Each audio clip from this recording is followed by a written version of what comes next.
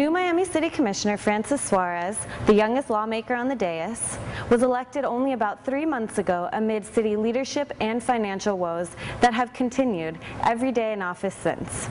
But he says he ran with the people in mind and plans to keep them in mind. Commissioner Suarez's plan?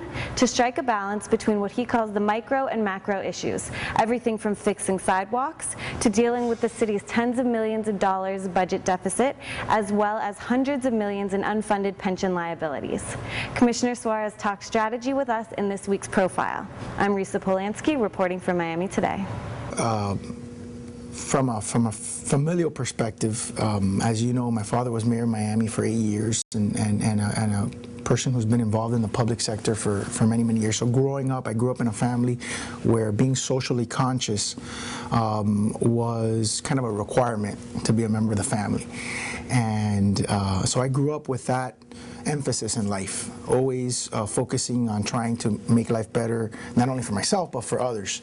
And then specifically, when I graduated from law school, I came down here to live, and I was married, and we were victimized by crime in a short period of time, so I got involved in my crime watch. I also became a tax-paying member of the city of Miami, and as a young professional, we're paying in a relatively small house of 1,300 square feet. We're paying almost $7,000 a year in taxes.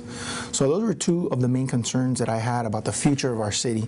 I got involved at the very, very local level, getting involved in my homeowners association, Crime Watch, and then there became an opportunity when the commissioner for our district decided to run for mayor.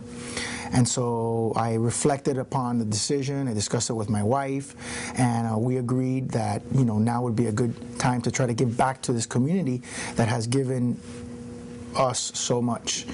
And I started very early. I ran and worked very, very hard, walking door to door. I probably knocked on about, let's see, about 8,000 doors. Yeah, I would say, and of course some of them were duplicates. I knocked on them more than once, but I met people. I created that intimate connection with people.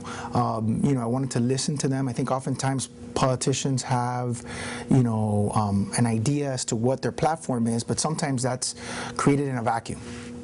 And I think for me it was very important to listen and to understand every nook and cranny of the district before completely formulating where I wanted to go with the district in the future.